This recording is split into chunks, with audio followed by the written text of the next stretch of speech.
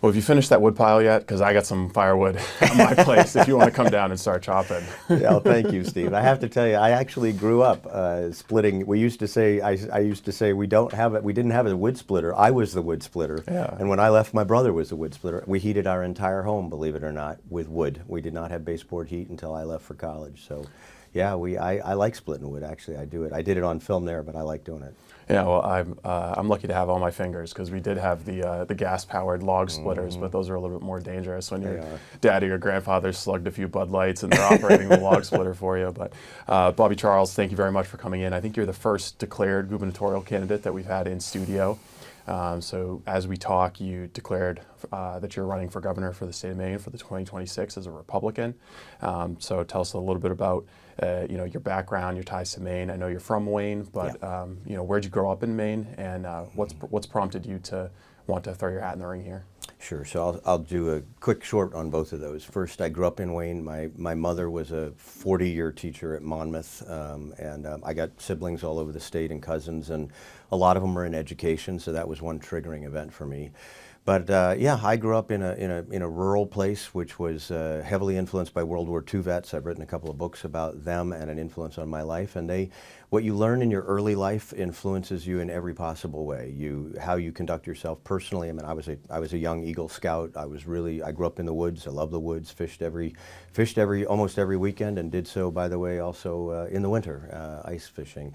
And over time, I got a good education, and I basically came to the view that service was really about what I was about. I'm not somebody who money means a lot to. I never grew up with much money. My father never finished college, but I do believe very strongly in service. And so I've spent my entire life taking down criminal organizations, being a guy that was a crime fighter and being a 10-year naval intelligence officer. And I loved every minute of those tasks. You go to sleep at night, and you, Steve, know this yourself.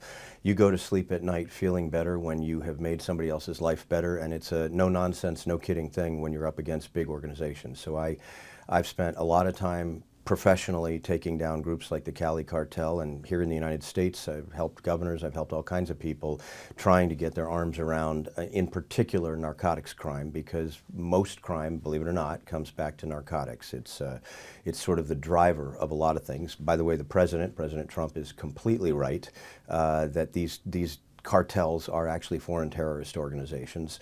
It's the first time you've had a president who identified them as FTOs, or foreign terrorist organizations. I wrote a book in 2003 called Narcotics and Terrorism, and the whole point of the book, nationwide distribution, was to say these two are extremely closely related.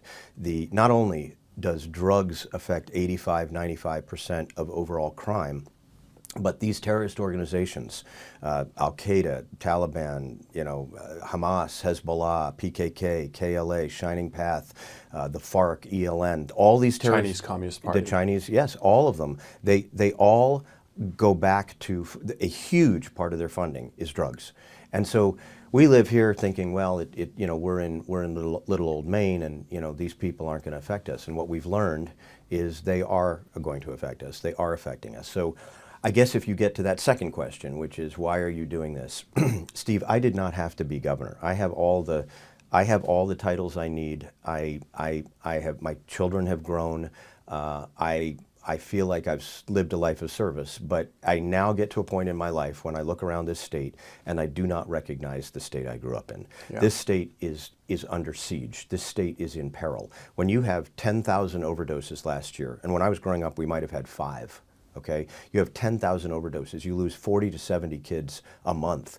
You have a ricochet effect of the Dominican. I mean, you know this. You're an investigator. The Dominican traffickers are all over the state, dividing it up like a board game. We have Mexicans coming right back to the Sinaloa cartel. We have the Chinese, not only with these grow houses, which I think the next governor should take down in the first 2 weeks, period, but we've also got the distribution of fentanyl all over the state. We just in Fairfield, I want to say yesterday, they found enough fentanyl to kill 185,000 Mainers. We've had enough coming over our border to kill 7 or 8 times the entire state of Maine. You've got to come to grips with these things. And so I find myself, I wake up and all of a sudden I'm in a nightmare. And this is the very thing I fought all my life against. So number one issue for me, public safety, get these drug traffickers, get these organized crime groups. I could name them, you could name them, get them out of the state of Maine once and for all. If we do that, by the way, that's something that every Republican, every Democrat, every independent should want. And I've talked with a lot of Democrats, Steve, I really have, and they will quietly in the dark of the night admit that we have a major issue. I call them up and say, you lost 3 kids last month, and they'll say, yeah, we don't know how to get the fentanyl out of the state. I can do that. I've done this all my life. Number 2, affordability. This place, my mother, we just lost my mother last summer, but Mainers, particularly older Mainers, are in a position of high anxiety. They cannot, the property taxes are so high, number 1 in the country, the overall tax burden is so high, they're on fixed incomes, they cannot, they're being shooed out of their own houses. I'm kind of against property taxes being high anyway, just as a general matter. I don't understand why we pay rent to the government for something that we own, but in any event, it happens. But this is unsustainable. Our older people, and then they're getting shooed off into residential homes, and we're shutting those down. So I will tell you, Governor LePage was right, President Trump is right. The seniors, not only in Maine but nationwide, are in big trouble. And this inflation that was driven by Mills, inflation that was driven by Biden, has got to be reversed. We've got to get regulations down, get the budget down, cut the budget in half. That's my goal. I will get rid of the income tax in this state. I will fight tooth and nail to convince the legislature to follow me and get rid of the income tax. 9 states have done it. Those states are flying high. They're like magnets for business. Kids stay in the state, businesses come to the state. It's a no-brainer. And then look at the young people. I mean, the young people in this state, and I guess at this age I can say that anybody under the age of 35 is young, and these young people are facing a situation where they can't afford their housing. How can you have the American dream? Let's just get right down to it. It used to be these World War II vets that I was raised with, et cetera, they would come back and they had a little plot of land and they'd either build a house or they would buy a house. And that was the American dream. You then learn how to roof, you take care of your, you just take care of your house. It's your little piece of paradise, right? And it's part of the truly the American dream. Why the Fourth Amendment talks about houses, right? At the end of the day, these young people under 35, the median income is $200 short of the median rental price. So they not only can't put down a down payment for a mortgage, they can't even afford rental. So they're working, but they're staying with their parents, that's not Maine. I am gonna reverse that. I will make this state completely affordable. And just let's start with that so that people can feel secure in their jobs, they can feel secure in their homes, and they can feel like they have a home. The last big thing that really upsets me, again, my mother was a 40-year educator. I've taught. My brother teaches high school math. I've got another sister who teaches. My aunt taught. My grandmother taught, was a principal. At the end of the day, we have betrayed the children of this state, not just with drugs and not just with affordability, but we have betrayed them in our school systems. The school systems of Maine in the 1990s were at the top of the nation. Go back and look. I think 1992, our 4th grade math and reading and our 8th grade math and reading led the nation. Last year, we're number 49 out of 50, okay? We have chosen indoctrination instead of education. That will be reversed under my governorship instantly. And I will spend time in the course of my time as a governor, I will be in every high school in the state. I will go in there, I will talk to these kids, I will support the teachers, and I'm sorry to say a lot of the administrators will be gone because I do not believe in political correctness. I don't believe in wokeism. I fight it every day. It's in my genetic makeup to fight, and I am going to fight those people right to the end. So, of course, all this stuff, it's an absurdity to have boys and girls sports. I mean, I'm the father of a daughter. I would have been right in the face of any principal that suggested that my daughter had to be in a locker room or a bathroom with a boy. I'm sorry, I don't care. It's a dysphoria. Until a couple of years ago, medical literature said this is a dysphoria, like agoraphobia or like claustrophobia or whatever it is. I have compassion for these kids, but that doesn't mean that you abandon civil rights for half the state. So I'm a little bit passionate about this, Steve, because it took me 2 years to get here. It took me 2 years to think about whether I was going to do this. But now I am all in, and we are going to, in 2026, we are going to take this state back. I believe we can turn the entire state red. We can take the Senate back, the House back, the governorship, CD2, and make a big bite. Maybe we even win CD1. Well, there's a lot to unpack there. I guess the first thing I would start with is on the the crime element, and you're just kind of going to your experience. You've got a resume that I think stands out amongst the other gubernatorial candidates that have been, the potentials and the declareds, in that you have a lot of very high-level federal service as Assistant Secretary of State under Colin Powell. So I think that's you're probably the first with that kind of a record to run for governor of Maine. So talk to us a little bit about in what capacity you were engaged in fighting narco-terrorism, but also on the political side of things, how can you position your service in Washington, D.C. as something that's an asset rather than a liability in a Republican primary? Excellent question. Because George Bush's stock has gone down a little bit in the last 8 to 10 years. I'm a Trump guy, Steve, from the beginning to the end, and I worked for Reagan. I was 10 years a naval intelligence officer and then was asked to serve in other roles. When you get orders, you go where you are expected to go. And I served. I was. Colin Powell. People forget that in an earlier day, he was he was the chairman of the Joint Chiefs, and he was a general officer with multiple tours in Vietnam. So you go where you're ordered, okay? And that's how that works. I spent time in Afghanistan. I set up all the police in Afghanistan in all 7 locations. I was totally operational. I had a $2 billion operational budget. I was the anti-bureaucrat. I literally did what Musk was doing. I had contractors write checks back to the United States for $100,000 if I thought that their fuel or whatever they were doing was wrong. I ran the entire air wing at the State Department. That was about 250 airframes. What people don't know is we have armed Blackhawks, we have C-130s, we have OV-10s, we have massive operational requirements. So my world, to the extent I was an interface in Washington, my world was operational from the beginning of the day to the end of the day, usually starting at 4:30 or so in the morning. And then I had to be all around the world just because that's where law enforcement operations are being put together. So I trained all of the police for the Iraqi. I set up the police training for Iraq that would stabilize that country and did stabilize that country. I will tell you, the Biden people, and Mills made excuses for Biden every day of the week, completely abandoned not only did they abandon our veterans, but they abandoned our allies, and they abandoned us in Afghanistan. I am livid when I think about what happened over there. As a veteran myself, it makes me so angry. I try not to punch holes in walls, but I am of the view that that crowd completely betrayed us. So my whole life really was, again, 10 years naval intelligence. I volunteered for active duty after 9/11. I lost 7 of my closest friends on that day. They were where I would have been. They were in our spaces, and I happened not to be there that day. I was actually on a plane all of 9/11. I was on my way to give a speech to law enforcement at the time.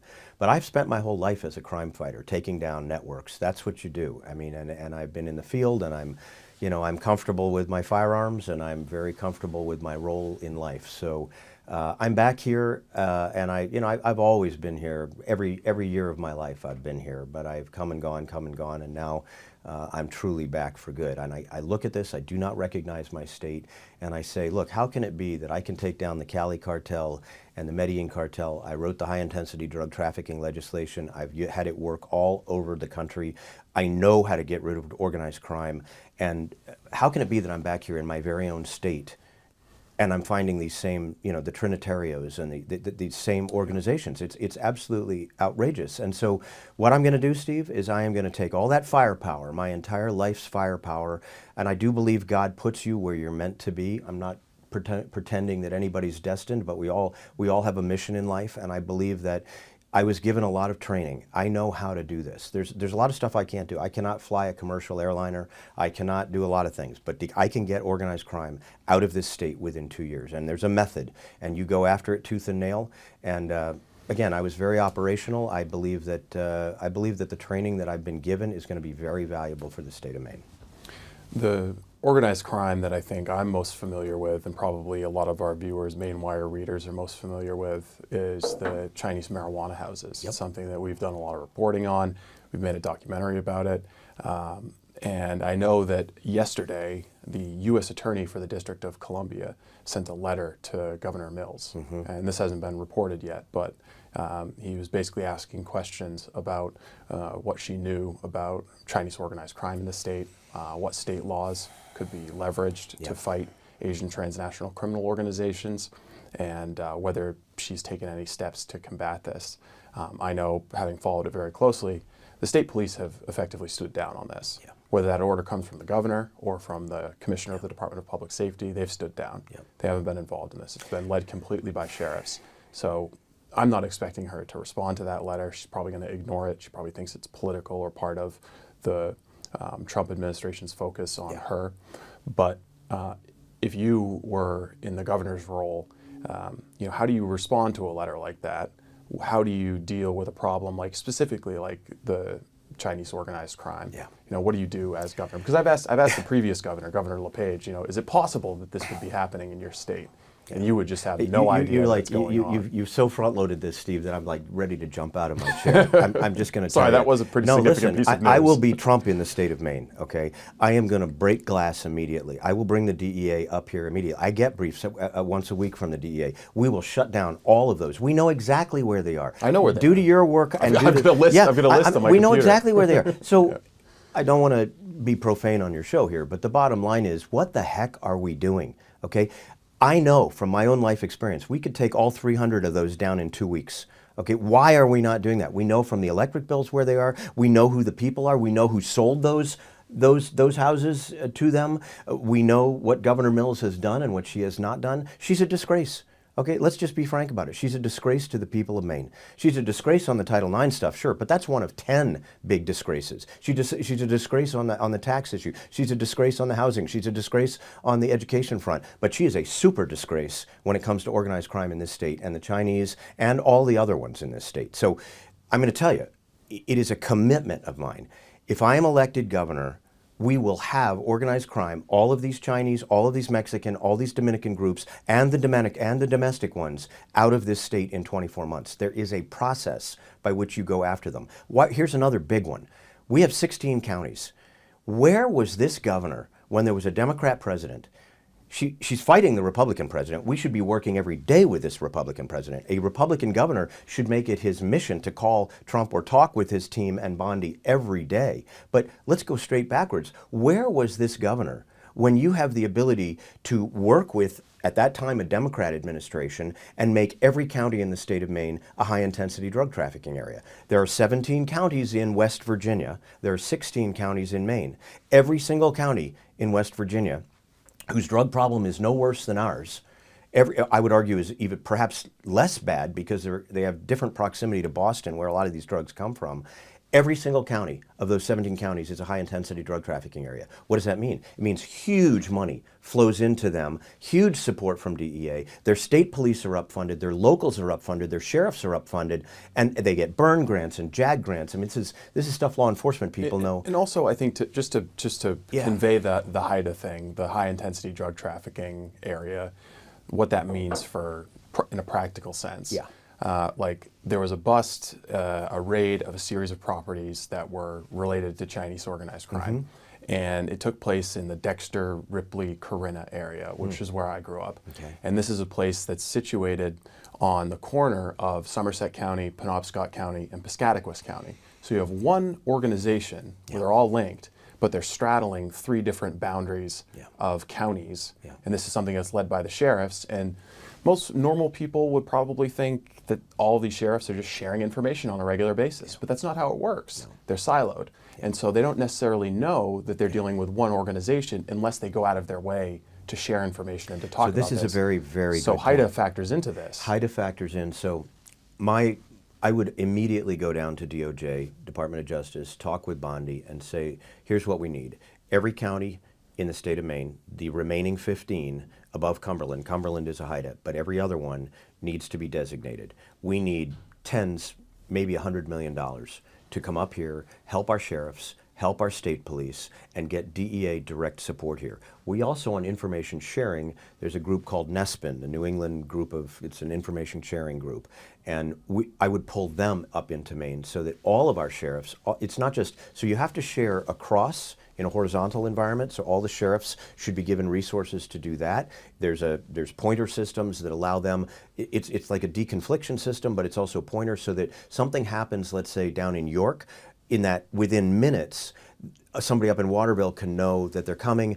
up in north, maybe Calais, they can know that they're coming because these traffickers are all the way up and down. So that's the horizontal piece, but there's a vertical piece too. You need to share information with the locals. All intel starts local. I was an intel guy in uniform for 10 years. All intel is local. And then it moves up into, at that point, it moves up to the state police. Now every state police unit, and we need to increase the state patrols. State funding for state patrols in the northern part of the state has not been increased since 1977. 48 years. And do you think crime has changed in that period of time? No, and the local police have been hollowed out. Exactly, they've been hollowed out. A lot of them are literally, they're abandoning. They don't have the money for it. So the beautiful part about a HIDTA is within months, I can get all of these places redesignated, get them to be HIDTAs, get NESPN to share their information. So now you have the horizontal sharing, and then you share up to the state police, and you share up to the DEA, and the DEA shares down. I talk, you know, I've been interviewed a couple of times to be head of DEA and never was picked, but the reality is DEA has magic tools that should be shared with the state police and should be shared with the sheriffs. And here's the bottom line. Once we make clear Maine is not a destination for fentanyl, Maine is not a destination for meth, for the kilo loads of cocaine that are coming into this state, none of this tranq, none of the rest of these drugs. We are not a destination. You come here, you will be prosecuted, and you will face a major sentence, and we're also going to refer it to big DOJ. We're going to have federal sentences and state sentences. What happens, it's just like Rudy Giuliani once said, something about broken glass, right? If you fix your window, and a window breaks and you fix it, we know you care about that, so we're not gonna locate there. The bad guys will always be bad guys. There will always be bad guys. My goal as the governor of the state of Maine is to say you will not be a bad guy in the state of Maine. You can go do it somewhere else. You can go back to New York. You can go back to wherever the heck you want to go. But I'm going to just tell you right now, you're not going to be doing it in the state of Maine. And I am rock solid on that. Again, I have spent 10 years in uniform doing this stuff. I have spent a lot of time in places where we had to take down big organizations.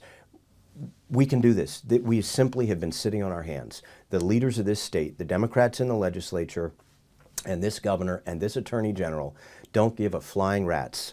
And that's the problem. They would rather sue oil companies in California than protect the people of the state of Maine. I want it to be the state that it was when I grew up here. I want my kids, our grandkids, to be able to get on their bicycles, go wherever they want to go. That's what we did. And 20 miles, just be home for, my mother would say, just be home for supper. That was it, right? And I have, you know, I have cousins and nieces and nephews all over the state, and we need to protect these kids. We need to, and this is what it all comes down to. I have friends in Bangor or all over the state who are afraid when they finish work and it's dark in the winter, you know, it's dark earlier, they're afraid to go to their car because they're afraid to get assaulted. And let's just take this from one step further. Half of all the homicides in this state are domestic abuse. 80% of domestic abuse is polydrug driven. If you're one of these people that is concerned, as I am, about kids and domestic abuse and these things, drugs is the way that you shape that and get it back under control. Get them out of the state. And I am a compassionate person, Steve. I've worked prevention, I've worked treatment. We have 1.4 million people in this state. We have only 315 treatment beds in this state. That doesn't make any sense. We need to put people who are, once we get the traffickers out of the state, which we will do rapidly, I say 24 months because I'm giving myself some extra time, but honestly, we can get them out here real fast. And then you have to have treatment that works. It has to be compassionate. It has to be the get well, stay well plan for the kids. I've sat with the parents who've lost their kids. And I've sat with the kids who are on fentanyl, and they scratch their faces out because they think there's bugs under their skin, and it's horrifying. And the tranq that they're now putting in here, it'll cause a kid to lose their limbs. I mean, it's just, this is horrific stuff. And 2 milligrams of fentanyl will kill you. So what they just picked up over in Fairfield, it would kill 185,000 Mainers. They're lacing their crack with fentanyl. For anyone who didn't think marijuana, by the way. For anyone who didn't think crack was addictive enough, and addictive enough. Yeah, and fentanyl, of course. I thought crack was pretty addictive. It is, and violent. But of course. I mean, so I talk with these law enforcement guys, and they've never seen anything like it in their life. And part of the reason, perhaps 50%, if not more, of the reason that I'm running for governor is I can fix this. It's like, I said this the other day, and I truly mean it. It's like if you were a doctor and you're walking down the street and you see a bunch of people with broken legs, and you know that you can set those legs. You have a moral obligation to step up, right? You can live in the woods and be off the grid, and I'm almost off the grid, and you can say, I'm happy, I'm fine. That is the wrong answer. If you have the ability to fix it, and I would say this right now, I mean, go to bobbyformaine.com. If you believe that Maine is in trouble, if you want the drug traffickers out of this state, and you want it done fast, go to bobbyformaine.com and give me the money to be able to fight this. Because this is something you battle with every day, Steve. I battle with it. It breaks my heart when I see the degree to which this state has been abused, because this governor and these Democrats they either don't understand or they don't care. I understand and I care, and more importantly, I can fix it. So the Chinese drug trafficking in the state is one of the biggest criminal conspiracies actively operating in the state. It sure is. And it's got links to seemingly legitimate businesses, links to the human trafficking and sex trafficking, massage parlors that have been busted. And yet, over the last 2 to 3 years, it's received tons of media attention, but the governor hasn't said anything about it. It's not a word about it. It's Steve, weird. I've tried to understand why exactly that is. I understand. Well, it's politically. If Colin Woodard at the Press Herald had reported on this, maybe it's a little bit different. But I understand it's toxic because I'm the one who's been doing the reporting. But it is mysterious. Listen, right?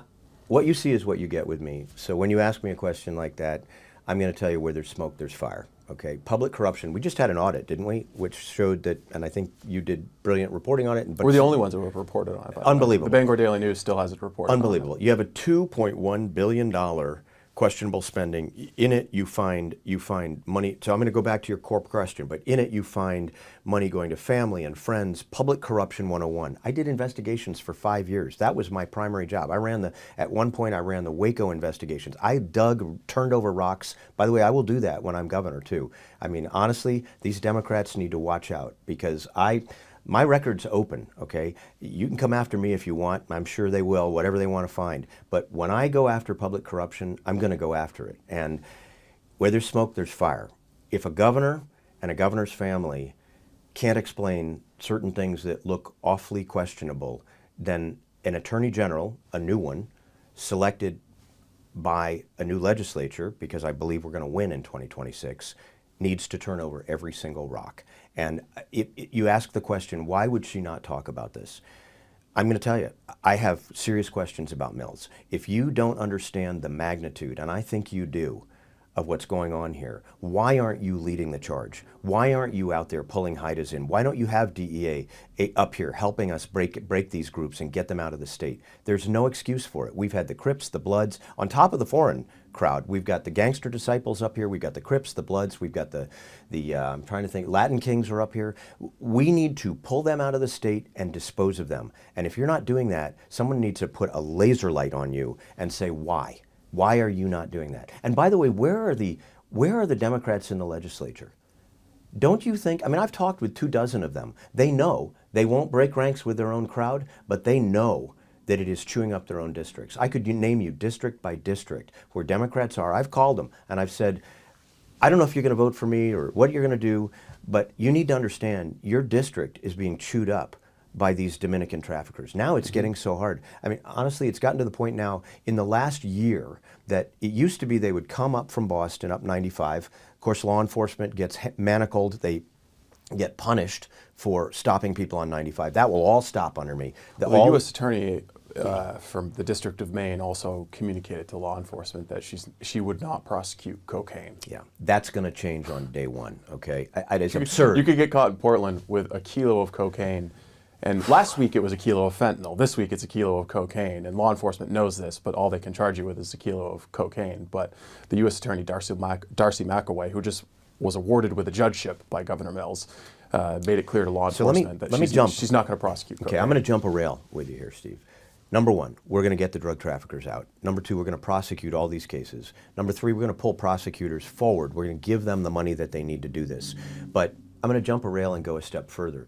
Understand that when you get ink in the water and we've had ink in the water for 30 years here in the state of Maine. When the Democrats believe that they have no checks on them, when they are unaccountable, that they can do anything they want, I often say it's like a weed garden, right? I actually grew a lot of crops when we were growing up. And the weeds, if you don't weed them, part of my job was weeding. If you don't weed them, the good crops won't make it and the weeds will overcome them. But think about this. The weeds have grown so deep that Janet Mills has appointed 6 of the 7 justices on the Supreme Court. If I am governor, I will be able to do what Donald Trump did for the Supreme Court. I will be able to put real originalists, real conservatives, judicial conservatives on the court, and they are law and order people. They are going to defend our constitutional rights. They will make sure we never get mandates again. If I'm governor, we will never have mandates again, okay? Not mandates like this COVID garbage. Yeah. That will never happen, okay? We will have free speech. We will have freedom to worship. We will have Second Amendment rights to the extreme. I mean, listen, we're going to roll back a lot of things, and we will not have red flags laws here. We will be a safe state, but we will be, I was an NRA safe hunter at the age of 12, okay? And there's a whole lot of people in this state that were NRA safe hunters at the age of 12. And it's a culture. We will reestablish a faith-based, freedom-based, liberty-based culture in the state of Maine. That's what I grew up with. That's what you grew up with. That's what we know to be true as it relates to individual liberty. And here's another little philosophical thing. I'll get a little philosophical. The government can't take rights. The government can't assert rights without taking them away from the individual. It's a zero-sum game. So we're going to get rid of the regulations, we're going to get rid of income tax, we're going to get rid of organized crime, and we're going to give all that liberty and that freedom and that safety back to the individual, because that's where it belongs. That's what our founding fathers put the Bill of Rights together for. They put it to keep government limited, not to have a doubling the budget in the last 7 years. What kind of bull is that? Really? You're going to double? What, has the state doubled in size in the last 7 years? I guess I missed that. No, I will cut that budget. And I think we can cut it by 60%. We'll cut it dramatically. And then we'll roll back the income tax. We'll drop back the property tax. Our seniors are going to be able to stay in their homes. They're going to be able to have residential housing. We're going to boost the patrols across the whole part of the state. The northern part of the state is suffering big time. They do not have the safety that they had just 10 years ago. And then, by the way, if we need to, we will shut down the northern border. Because I understand we have a lot of folks that come back and forth with Canada. I think that's great. I've done that. I appreciate Canada.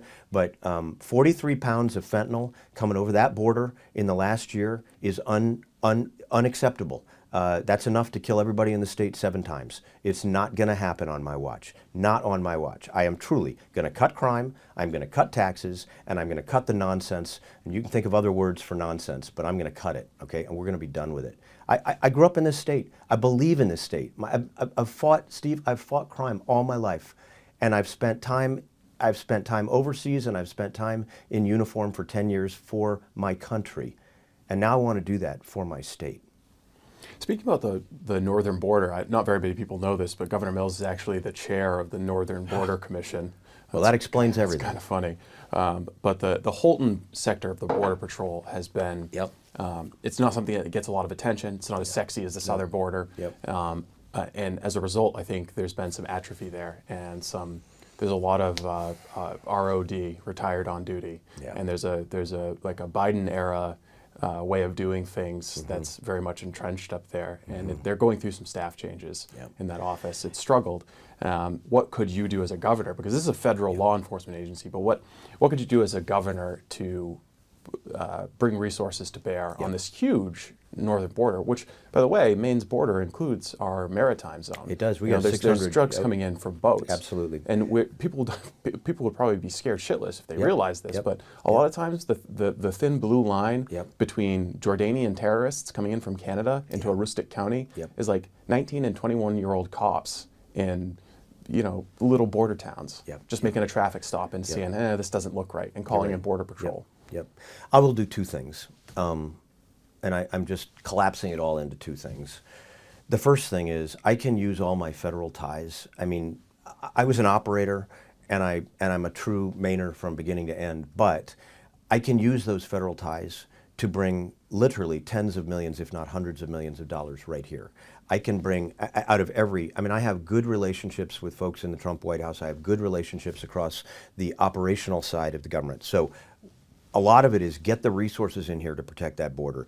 And by the way, I mean, we're bridging things here, but you got to get rid of all the regulations that are screwing up our maritime environment. The lobstermen need to be able to do their thing and not be regulated. They don't need to put GPSs on. They don't need to have reports filed every 2 weeks. They don't need the federal government telling them what to do, just like we don't need a Department of Education to tell us what to do, okay? Just bring those block grants back here and we can deal with it. And that is what we'll do. But the first thing I will do is I will bring, it'll be huge. I will bring resources out of this Republican administration. I will work with them night and day. We need a governor who will work with President Trump, not fight President Trump. What kind of madness is that? To fight President Trump. Yeah. It makes no sense at all. So the second big thing I will do is I will change the culture in this state. I am a law enforcement guy from beginning to end. I was a law clerk and handled all the criminal cases when I wrote the defense of mandatory minimums at the constitutional level. I mean, here we're trying to get rid of mandatory minimums. I wrote the constitutional defense for mandatory minimums on the Ninth Circuit when they first came out. We need to stay with what works. So the big thing I'll do is I'll also change the culture. Everything rolls downhill. Okay, if a governor says that matters, and he goes to the legislature, I'll meet another pledge I'll make to you. I will have a dinner, one-on-one, with every legislator, one-on-one, okay, or two-on-one, or whatever they want, okay, and it'll be the Republicans. I'll go with them, and I'll go with the Democrats, and I will say in the quiet of a conversation like this, you know, and I know what's really going on. I don't want you. You're going to do all the political things you feel you have to do to get reelected, but I want you to work with me because your constituents need me, okay? And your constituents need you to cooperate with me so that we can get these traffickers out of here. If you change the culture, and then you'd go back through the law enforcement organizations, and a lot of them are demoralized. Let's be frank, a lot of them are demoralized. Recruiting and retention are down. It's been, pay has been down. They don't have enough patrols. They've had to cut patrols. They've had to backfill. When you get... They lived through the George Floyd era. Oh, I mean, they had targets on their back from journalists and Democrat activists. I love law enforcement. I worked with them literally almost every year of my professional life. These guys put on a badge and a vest and a gun and go out to meet evil every day. Steve, we need to reinforce the understanding that these are true heroes. In my books, a lot of the people there are law enforcement officers. These are the thin blue line, you're right. It's a thin blue line between total chaos and evil on one hand and what we consider safety on the other. We need to give them everything they need. This is not theoretical to me. This is incredibly practical to me. We need to give them, I know what they need. We need to give them absolutely every tool, every authority. We need to take the cuffs off. We need to let them go do their job. Do you know that law enforcement officers, because of their training and because of a lot of what they've done with their lives, they have an extraordinary instinct? Okay, it's like a lumberjack being able to do dead reckoning. It's like someone who is a fisherman and knows where the fish are. Law enforcement are instinctive. They've trained for it. A lot of them have instinct for it to be able to find the bad guys. We need to say, listen, do your magic. You got full support from the governor. You got full support from the attorney general. Go do your magic to save this state. We used to do that. I knew law enforcement officers many years ago. They were completely empowered in this state. They have all been amputated by this governor. This Governor Mills has got to go. Her handpicked, whoever it is as the Democrat, needs to go. Hannah Pingree. Yeah, whoever it is, they need to go, okay? Because Mainers, I remember the old movie, Network News or whatever it was, where people throw up their window and say, I'm mad as hell and I'm done with it, okay? That's me. I am mad as hell and I am done with it. And I think most Mainers, I'm sorry, there's some people that won't like me. That's okay. Please don't like me. If that doesn't resonate with you, if you think things are good now, and I have liberal friends who say, Bobby, it's the new normal. I say it is new, but it is not normal. And in my governorship, it will not occur. We're going to roll this whole thing backwards. And maybe a few of them afterwards go, geez, I do think it's a little better here now that we've gotten these criminals out of the state. Again, I reinforce the basics of my life. I was 10 years in uniform. I lost a lot of friends on 9/11. It reinforced to me the question, and I was supposed to be there. I should have been killed twice, both on the plane and in the Pentagon, because my unit was wiped out, okay? It reinforces to me the question that I ask of my Lord often. What do you want of me? and I'm not saying I'm any different from anybody else. I think we should all ask that question. In the quiet of the night, we pass this way but once. What do you want me to do? And you need to listen to the answer. And the answer for me is do everything in your power to reclaim this state. Get this state back to where it belongs. And here's the thing. I can do that. I can't. I'm not good. I'm not a good fly fisherman. I just put worms on hooks, okay? But I can do this. I am really dedicated to the idea that I can make our state safe and prosperous, and I can get our kids back to where our kids belong. I say to people sometimes, particularly these liberals, and I try to convince them. I do, Steve. I listen to them. I try to be patient. I bite my tongue. I try to listen. I try to understand what is your reasoning. Okay, I understand all your feelings. Give me your reasoning. Why do you think whatever you're doing is working? And at the end of the day, I sometimes come back to them and say, you understand that a child only gets one childhood. You can't go back to fourth grade at the age of 27 or 37. We are betraying our children to put them in a position where they're afraid of things they should not be afraid of, where they are on their phones, but they don't even go outside to take a hike, and more importantly, that it is actually unsafe for them at times to go to places that we went very easily, down the shop, down the store, down to the general store, wherever it is. We need to change that. We need to fundamentally remake the culture in the state of Maine so we are known, not as vacation land, but safe and prosperous and tax-free and safe vacation land. Yeah. I mean, it's common sense, right? Yeah, it is. And I mean, it's not like rocket science or brain surgery. I guess stepping back from the organized crime and the drug problem a little bit, one of the dynamics in the state that we've been dealing with is the rush of asylum seekers. We had, a socialist governor in Portland who was quoted in the New York Times saying, hey, Portland's your destination if you're a jobless, homeless asylum seeker. We welcome you. People heard that call. People responded to that call. And Maine, depending on how you count it or who you're asking, somewhere between 10,000 and 50,000 asylum seekers who have come here. It was kind of an unhappy coinciding of Biden's policy and what the state of Maine was doing. And it overwhelmed liberal jurisdictions. Even the left-wing mayors of Portland and South Portland were saying, we can't take any more. This is straining our system. We had to open up our basketball gymnasiums to take asylum seekers. Now the border has closed. The situation changed in November. Trump's here, the border's closed. Probably very unlikely to see large numbers of asylum seekers showing up. But we do have this population of people who have come to the state of Maine and have filed applications for asylum. And they have they're being housed somewhere in some form or fashion. And the governor had actually admitted in her budget proposal that about 5,000 of them are currently eligible for work, but are on food stamps still. So there's Steve, all kinds of policy networks. There's welfare for illegal aliens, housing for illegal aliens. Because I mean, they're asylum seekers, but they're illegal aliens who have filed defensive asylum claims. So it's a word game that they're playing. But I guess what does the governor do with a problem like this? Because this governor has said this is how we solve our workforce problem. Yeah. So again, I'm a lawyer, and I believe very much in due process. I won't hold that against you. And I'm a recovering lawyer, but we are going to get the illegal aliens out of this state. An asylum claim is an individuated, well-founded fear of persecution.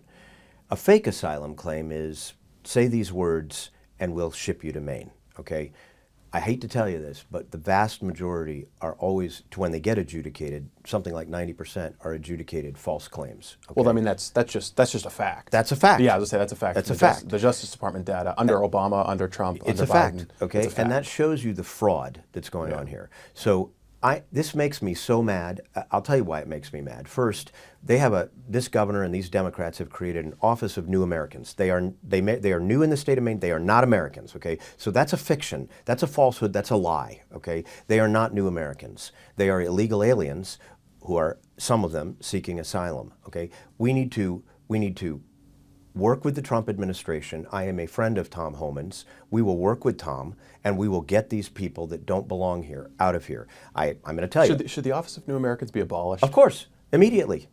Immediately, give that money back to the budget. And frankly, when we cut taxes, give that money back to people. I think we should have a DOGE for the state of Maine. And you may say, oh, well, that's radical. No, it's not. I'm an oversight guy.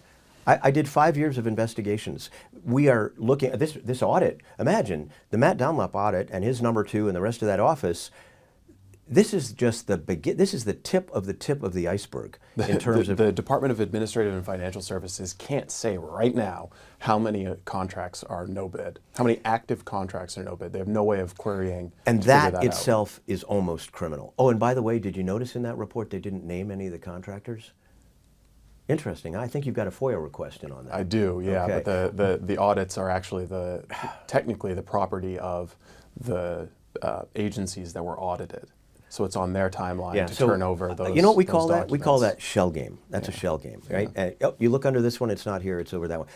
The answer to your question is we'll get rid of the Office of New Americans. We'll do it immediately. That'll be, I'm going to sign executive orders too. I'm going to look at the law and we're going to do exactly what we can do to the limit. And you know what? We're going to go to a point where if I think realistically and constitutionally we can do things, we're going to do them and let them challenge us in court. And if it has to, we'll take it not just to the state Supreme Court, but we'll take it all the way up, okay?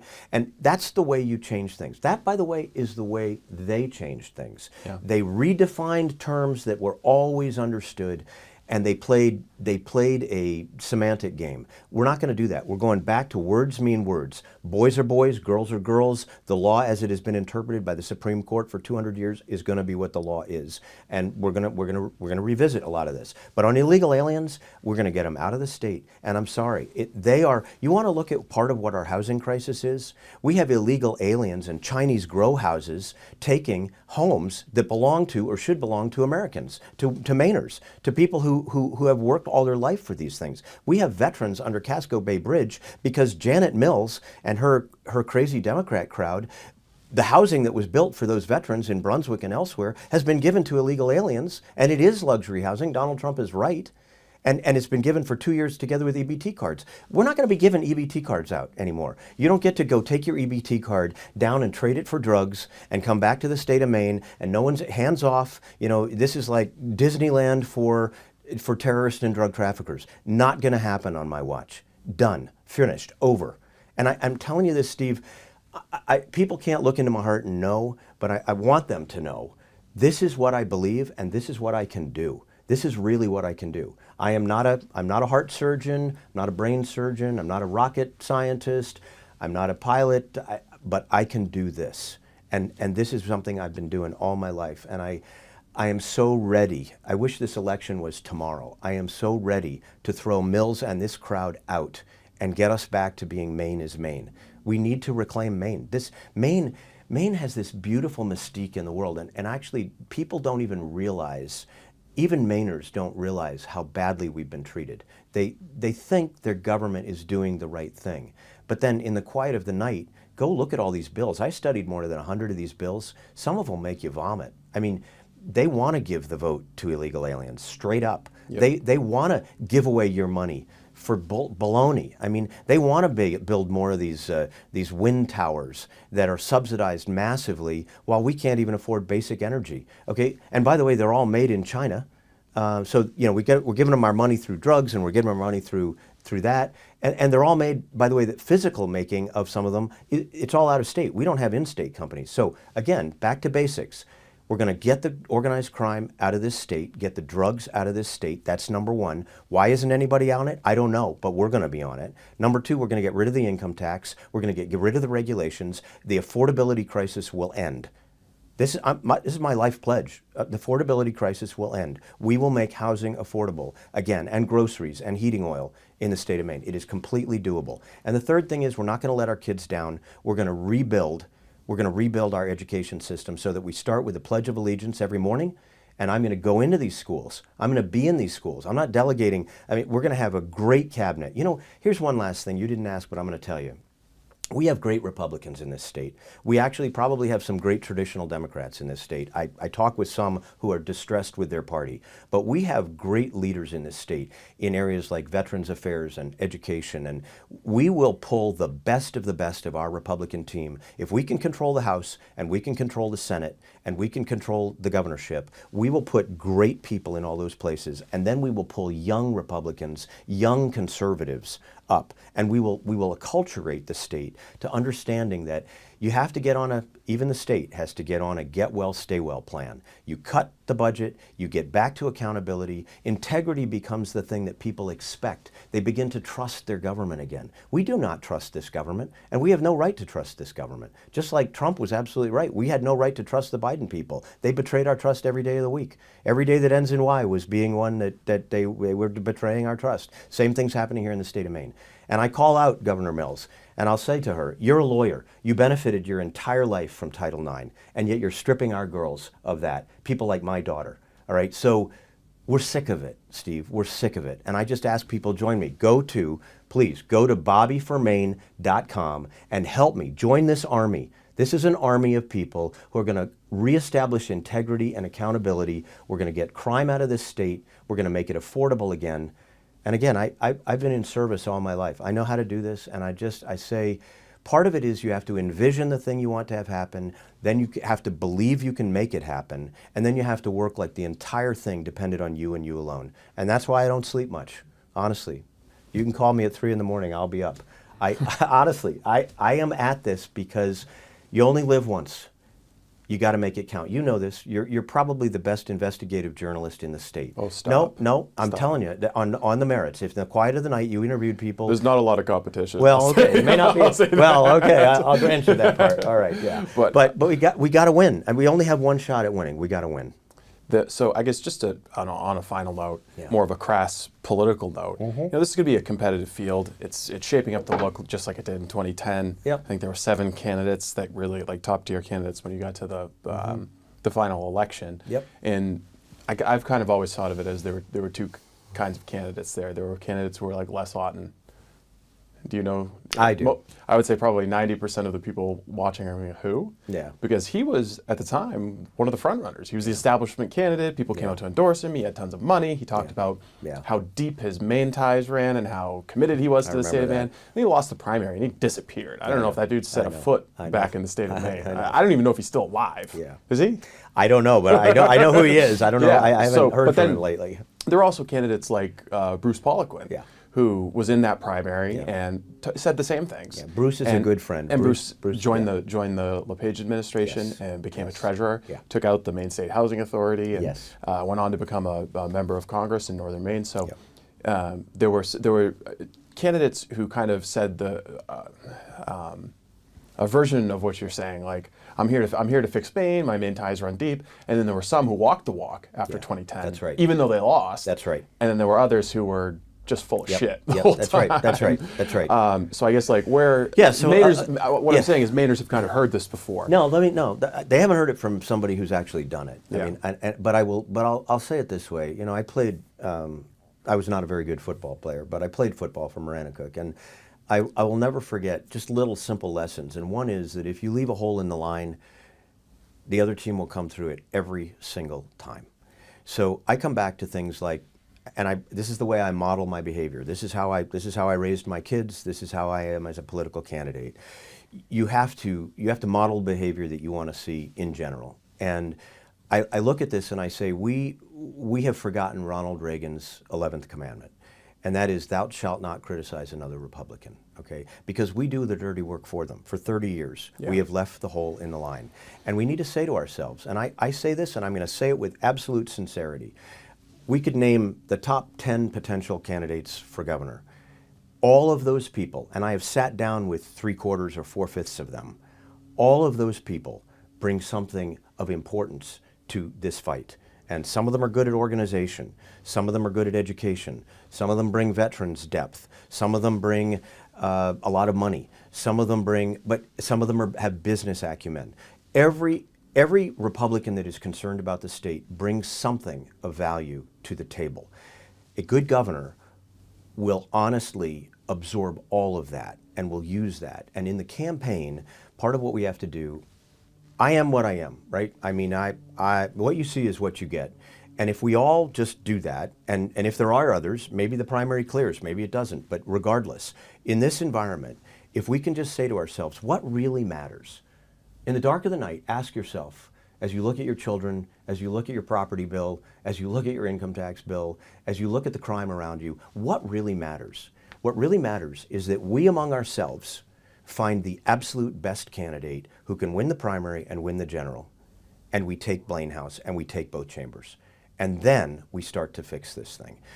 The way that you do that in a competitive environment with a mature adult, let's just say really seasoned group of candidates, people who mean what they say, is you look at comparative advantage. I say, well, you're a better investigative reporter than I am. I'm better at this maybe, or you're better at that. And then we let the main people, our people, in a primary, the Republicans who vote, we let them decide. Okay, you know what? I believe that guy, I believe part of what that person's saying and maybe a little of that, and I'm not sure about that. This is a good person on that issue, but that's not going to turn the state around. It doesn't matter. We get into a room and we work with the notion, this is how I've lived my whole life, that the mission is bigger than the person. Because this mission, our state is, you know it, I know it, I want all Mainers to know it. Our state is in peril. This is existential. If we lose this, if we cannot win the governor's mansion and both chambers this time, this state is going backwards. It's going to accelerate backwards. We're at the crest of the hill. We need to work together to push that car over the hill and get down the other side. And you know who's counting on us?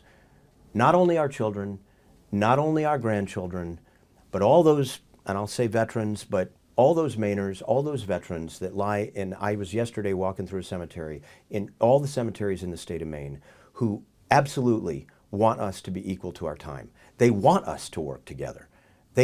From the other world, I have no doubt that they are hoping that Mainers who care about Maine will be mature and will step up and say, you know what? Like Bruce Poliquin did. As the day that primary was over, Bruce was immediately helping LePage win. And that's who we are at our best. You know, I'll leave you with this. Trump personifies this. After the 2 assassination attempts, I think he has come to the view, and it's certainly my view, that divine intervention has helped him stay with the program and be our leader.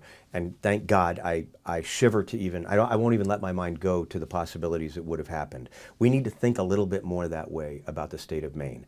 And Abraham Lincoln and Ronald Reagan used to say, you need to listen to the better angels of your nature. We as Mainers, and as Republicans, and as competitors, if that's what happens, we need to say, okay, if I really do want this state to prosper, maybe I'm not the pilot, maybe I'm the co-pilot, maybe I'm the navigator, maybe I'm the guy that makes sure the ailerons, or the woman who makes sure that the ailerons work. This thing has to fly. It has to fly, or we will crash. And so we need to work, you know, Ronald Reagan used to say, and Trump has said similar things, as if the whole enterprise depended on us and us alone individually. If we do that, Steve, mark my words, if we do that in 2026, this will be a walk-off grand slam. We will win state, we will do what we did in 1994. In 1994, the Democrats at the national level lost 52 seats. They were gobsmacked. They never expected that. In the state of Maine, the Democrats lost 27 seats. We need to do that in 2026. They need to leave gobsmacked because the state got up and said, you know what? We've had it with you. You have destroyed our state, and we're not taking it anymore, period.